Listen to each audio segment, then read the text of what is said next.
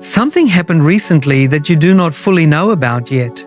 While you were waiting, while you were wondering if anything had changed, while you were trying to decide whether to keep trusting or finally stop, something shifted. Not in the world you can see. In the world that governs the world you can see. And before this message ends tonight, you are going to understand exactly what shifted and why and what it means for every day that comes after this one. You know exactly what I am talking about when I say there was a room. Maybe it was a physical room. Maybe it was a group chat. Maybe it was a circle of people who used to know your name in a warm way. And then one day, without a confrontation, without a clear moment of rupture, something changed. You could feel it before you could name it. The conversations that stopped when you walked in, the plans that were made without your name being mentioned, the invitations that stopped coming, the eye contact that became slightly too brief to be accidental. You noticed. Of course you noticed. And you spent weeks trying to figure out what you had done wrong. Because that is the cruelest part of this kind of betrayal, chosen one. It is not loud, it is quiet. It does not announce itself, it simply withdraws. And withdrawal is harder to confront than accusation. You cannot defend yourself against a whisper. You cannot correct a narrative that is being spoken in rooms you are not in. You cannot cross-examine someone who has never officially accused you of anything. You can only watch the circle contract, slowly, quietly, one relationship at a time, and wonder, did I imagine this? Am I being paranoid? Or is this really happening? It was really happening. I need you to hear that clearly before we go any further. What you sensed was real. The quiet coordination, the way your name was being shaped in certain mouths, the person at the center of it, the woman whose words started this contraction, she made a choice. And you made a choice too. You chose not to fight fire with fire. You chose not to start your own whisper campaign. You chose not to explain yourself to everyone who was pulling away. You chose grace when every instinct in you was screaming for justice. And tonight, chosen one, I need you to understand something. That choice was not weakness. That silence was not defeat. What you did not know in that moment is that you were not in a social conflict. You were in a spiritual one. And the rules of the spiritual conflict are very different from the rules of the social one. Romans 12, Niton. The Apostle Paul writes it plainly. Do not take revenge, my dear friends, but leave room for God's wrath. For it is written, it is mine to avenge. I will repay, says the Lord. Do you hear what God is claiming in that verse? He is not just suggesting that revenge is a bad idea. He is claiming vengeance as his domain. He is saying, this is my territory. Do not enter it without me. Because when you enter the territory of vengeance, you are fighting a battle that was never assigned to you. And when God is the one fighting for you, the outcome is never in question. You chose correctly. You stepped back and let the sovereign one step in, and he stepped in. I want to name exactly what this cost you, chosen one, because we do not sanitize pain here. It cost you sleep, the 3 a.m. replays, every conversation dissected, every friendship analyzed for the moment it started to cool. The way you would reconstruct conversations in your mind, trying to identify what you said, what you missed, what you misread, it cost you confidence. The subtle erosion of wondering, if these people believe the story being told about me, maybe there is something true in it. Maybe I am who she says I am. It cost you belonging. The particular grief of watching people you genuinely loved choose a version of you that was not you and being unable to call them back. That grief is real. God does not minimize it. Psalm 35 begins with these words, Contend, Lord, with those who contend with me. Fight against those who fight against me. The psalmist understood something that took me years to learn. When someone attacks your character, your name, your reputation, your standing in a community, they are not just attacking you, they are attacking someone under God's protection. And God does not stay silent when His people are falsely accused. He takes up the case. C. S. Lewis spent his entire career being mischaracterized. His faith was mocked. His scholarship was dismissed by some as sentiment. His personal life, the grief he documented in A Grief Observed after losing his wife, was weaponized against him by critics who saw vulnerability as weakness. He understood the experience of being misread by the very people who should have known better.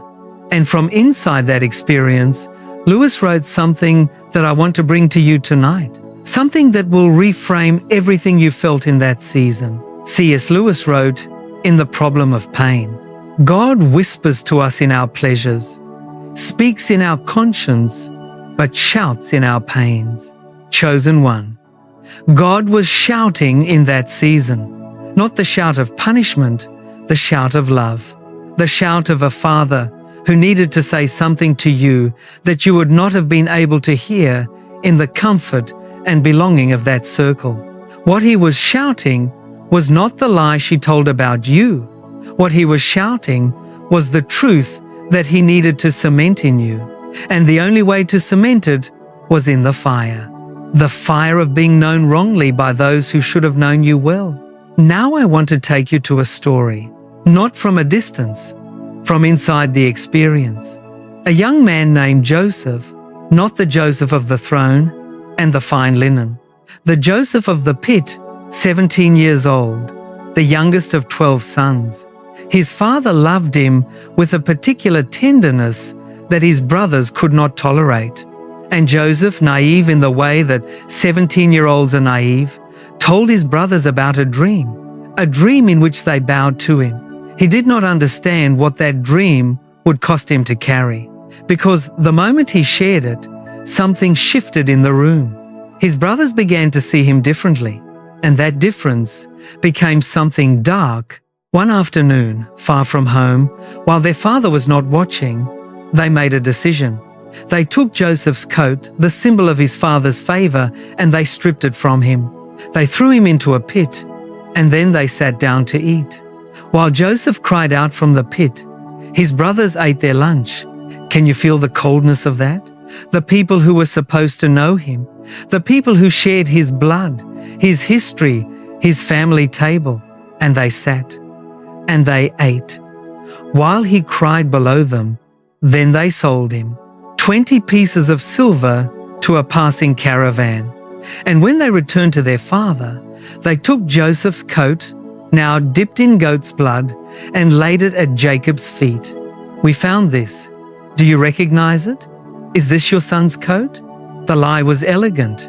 The false narrative was clean. And Jacob wept for a son who was alive. For 13 years, chosen one, the lie stood. Joseph had no platform to correct it. He could not write to his father. He could not return to defend his own name.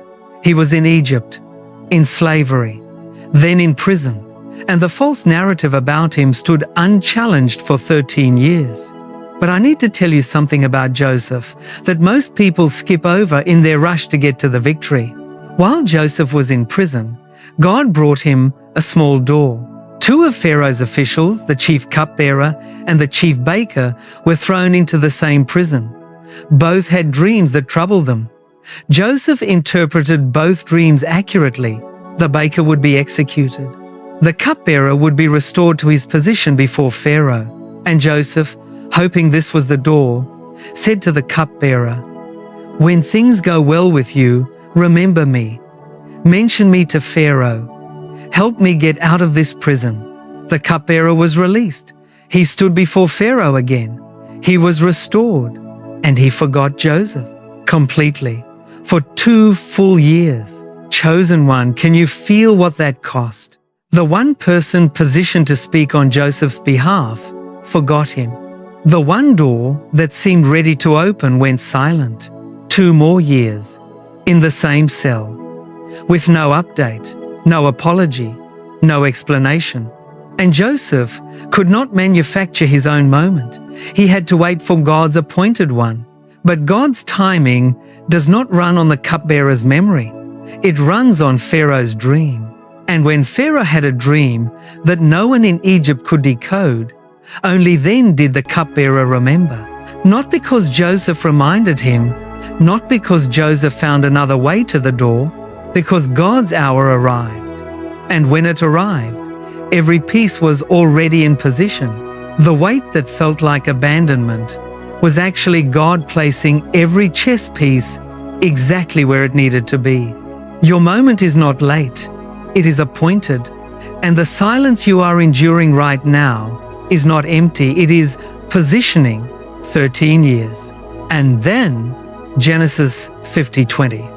You intended to harm me, but God intended it for good, to accomplish what is now being done, the saving of many lives. Do you see the architecture of that verse? Two intentions, one event. The brothers intended harm. God intended good. The same pit, the same sale, the same false narrative. Two completely different divine interpretations of the same circumstances. The trap they set for Joseph was not destroyed. It was redirected. Every location of betrayal in Joseph's story became a preparation location for the throne. The pit taught him that God could be trusted in the absolute dark. The slave quarters taught him faithfulness when no one who mattered was watching. The prison taught him prophetic discernment, the very skill that would eventually place him before Pharaoh. The brothers who sold him were the same people who bowed before him. And the lie that their father believed for 13 years was replaced by a reunion that Jacob could not have imagined. Chosen one, I want to look at you directly for a moment. That trap was not designed to end you. It was designed to position you. The pit was not a dead end. It was an entrance. Every closed door in that season was not rejection. It was protection and it was preparation. The circle that contracted around you was not taking something from you. It was releasing you from something that would have held you back. You could not see it then. You may barely be able to see it now. But the one who sits outside the circle looking in often has a vantage point that the ones inside the circle will never have. You were being positioned, even as it felt like demotion. If you are still with me right now, and I know you are, I want you to open the comments and type one word, justice. Not for the algorithm, not to perform, but to make a declaration in the visible realm that mirrors what we are about to declare in the invisible one. When you type justice, you are saying, I trust God with this. I believe He has already moved. I am releasing my defense to the only court that matters.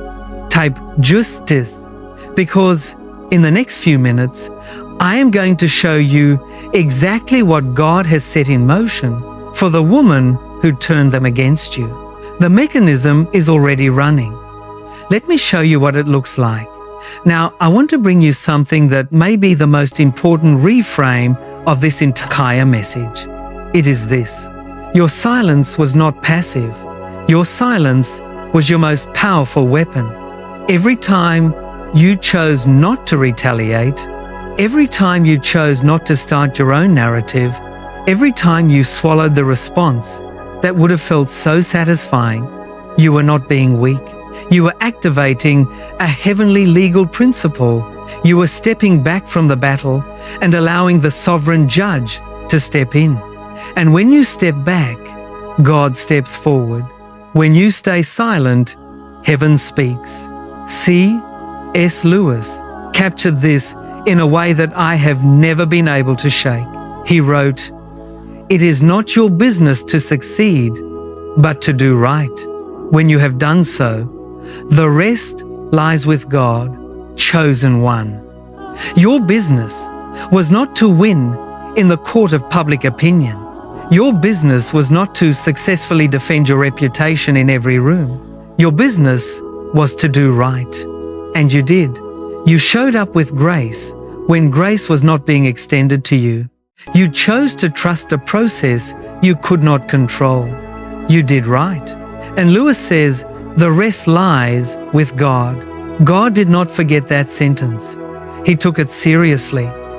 The rest, your vindication, your restoration, your name is in His hands, and His hands do not drop what they hold. Isaiah 54:17. No weapon formed against you shall prosper, and every tongue that rises against you in judgment you shall condemn. Every tongue, not most tongues. Every tongue. The whisper campaign, the coordinated exclusion, the narrative that was shaped in rooms where your name was spoken without your knowledge. Every tongue that rose against you in judgment, God says, He will condemn it. Not that He might, not that He could if He chose. He says, this is what will happen. It is the passive tense of divine certainty. The weapon was formed. The weapon will not prosper. The tongue rose. The tongue will be condemned. But notice what you are asked to do in this verse. Not fight, not defend, not retaliate. You shall condemn it, not through a counter-narrative, through covenant trust, by staying in your position, by refusing to be moved, by trusting that what God has ordained cannot be dismantled by human whispers. The trap has a signature on it, chosen one. God can see the blueprints. He knows who designed this campaign against you. He knows the intent behind every conversation you were not in. He knows what was hoped for, your humiliation, your departure, your defeat. And He has seen it all. He stood as the silent witness in every room where your name was weaponized. He heard every conversation.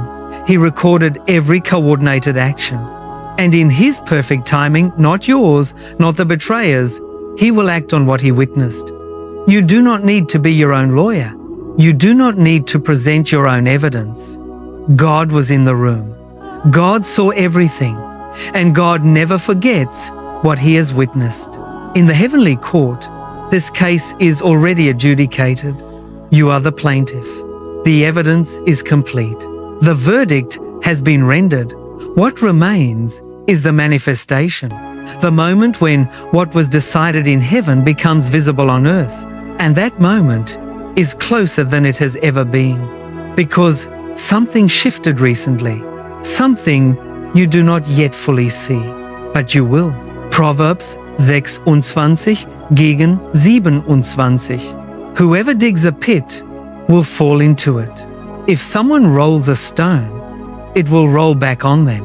This is not the language of human revenge. This is the language of divine mechanics.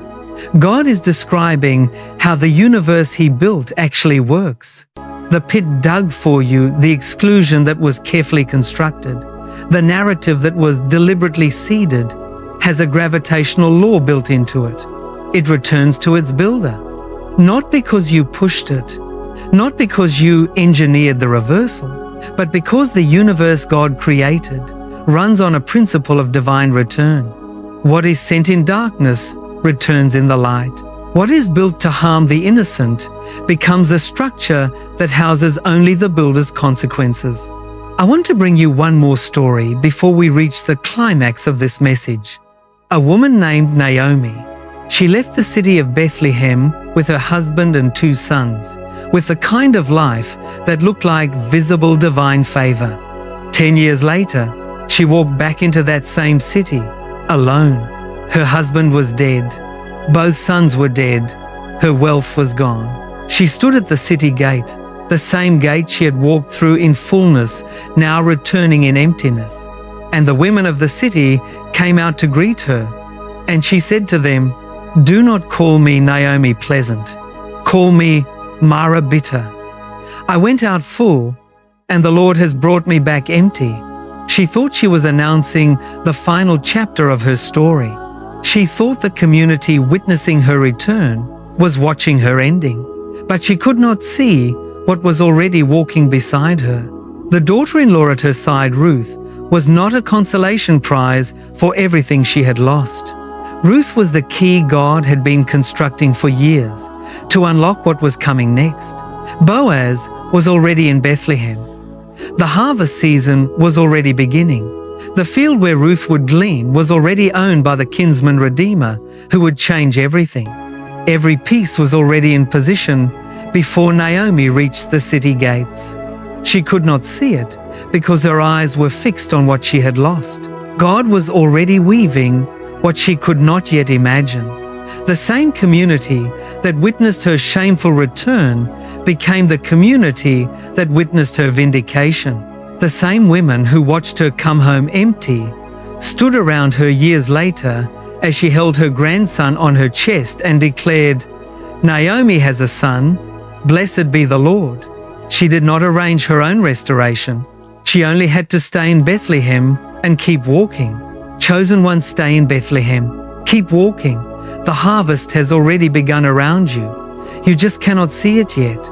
C.S. Lewis understood this in a way that surprised me when I first encountered it. He wrote, "Hardships often prepare ordinary people for an extraordinary destiny. Chosen one, you are not an ordinary person." But the hardship was still the preparation. That season of exclusion, of being misread, of losing what felt like it belonged to you. It was the specific fire required to forge what God needed to place in your hands next. You could not receive what comes next without having been forged in that. The ordinary materials would not have survived what is coming.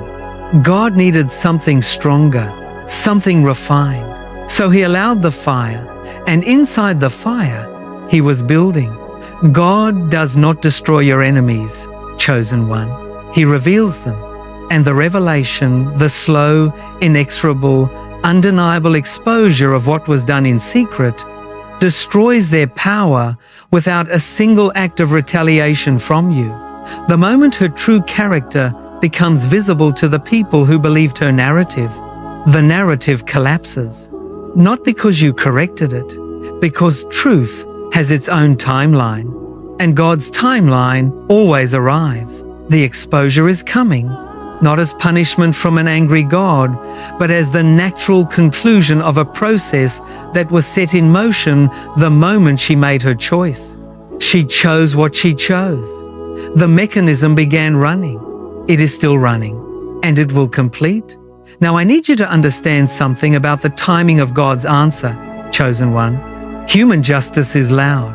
It announces itself. It arrives in confrontations and public exposures and dramatic visible moments. It is often fast and often imprecise. It targets the symptom but leaves the root intact. And because it leaves the root, the problem often grows back. Divine justice is different. Divine justice is quiet. It is surgical. It is appointed. It does not target the symptom. It dismantles the root. You wanted this corrected last year. You wanted the narrative restored last month. You wanted the circle rebuilt last week. And when none of those things happened on your timeline, part of you began to wonder, is God actually doing anything? He was. He was allowing every thread of what she built to fully unspool before He cut it. Because when God moves, the move is permanent. There is no partial exposure she can spin into a new story. There is no half vindication that leaves room for the original accusation to linger. When God answers, it is complete. It is final. It cannot be reversed. She got her answer. You may not see all of it yet, but the mechanism is running. The gears are turning in a room you cannot enter. The room where God handles what you surrendered to Him. And it will complete on His timeline, not yours. That timeline is not slow, it is precise. If you are still here right now, and I know you are, type justice one more time in the comments, because I want to shift now. We have talked about what happened to them, the mechanism, the divine reversal, the pit closing around its builder. But the next section of this message is not about what happened to her. It is about what God is declaring over you right now, in this moment. because the vindication is not just the closing of the chapter she opened, it is the opening of a chapter she never had access to. Stay with me, this is the most important part. Luke 18, verses 7 and 8. Jesus speaks, "And will not God bring about justice for his chosen ones, who cry out to him day and night? Will he keep putting them off? I tell you, he will see that they get justice, and quickly, his chosen ones." Jesus is not speaking about everyone who has ever prayed a prayer. He is speaking about specific people, the ones who cry out to him day and night, the ones who have been doing exactly what you have been doing, crying out in the dark, holding on with tired hands, trusting a God they cannot always feel. His chosen one. That is you, chosen one. And his promise to you is specific. Justice. Quickly. Not maybe. Not if circumstances align. He will see to it. God himself, personally, will see that you get justice. C. Lewis wrote in Letters to Malcolm, his final book before his death, "Nothing that has not died will be resurrected." Sit with that for a moment. Nothing that has not died will be resurrected. What died in that season? Friendships that felt real but were not what they appeared to be. A sense of belonging in a community that was not your actual community. A version of your life that looked one way but would have taken you somewhere you were not designed to go. A network that felt like your future but was actually a ceiling. Chosen one, what died was not taken from you. What died was released from you. Because nothing can be resurrected until it dies first. And what God is preparing to resurrect in your life is greater, wider, deeper, more genuine than what was taken. The friendships that are coming are with people who will know you fully and choose you anyway. The community that is forming around you is one that was built to carry the weight of your actual calling. The belonging that is being constructed is not built on someone's curated version of you. It is built on who you actually are. You did not lose a season, chosen one. You were released from a counterfeit assignment. The position, the circle, the belonging that was lost in that season, it was not your actual destiny. It was a preliminary test. And you passed. You passed because you stayed silent when you should have fought. You passed because you trusted God with what you could not control. You passed because you chose to do right, even when doing right had a visible cost. You passed because you are still here, still trusting, still believing, still holding on. That is not the behavior of someone who is losing. That is the behavior of someone who is about to step into what God prepared before the world began. You are not starting over. You are starting correctly. For the first time since this season began, you are starting correctly, free from the counterfeit network, free from relationships built on a version of you that was not you, free from a community that required you to be smaller than you are to maintain your place in it, free. And the freedom, as painful as its price was, is the very foundation of what God is building next. Let us go to prayer now, chosen one, right now, wherever you are, in the dark of your room, in the exhaustion of this season, with the weight of what was done to you still tender in your chest. Come as you are. Pray this with me. Father, in the name of Jesus, I come to you tonight carrying something I've carried too long. The weight of what was done to me, the confusion of being known wrongly, the grief of losing people who should have stayed. I will not pretend the season was not hard. I will not perform strength I do not feel. But tonight I make a choice. I release name to your justice, completely, without reservation. I am not asking you to punish her. I am asking you to handle what I cannot handle on my own. I release my own defense into your hands. I no longer need to explain myself to everyone who believed the wrong story. My name is in your hands, Father, and your hands do not fail. I receive my vindicated identity. I receive the truth of who I am, not who she said I was, not who those who believed her think I am, but who you created me to be before any of this began. Build what you are building, Father. Resurrect what needs to be resurrected.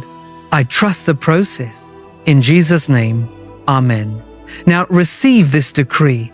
I speak it over your life with everything in me.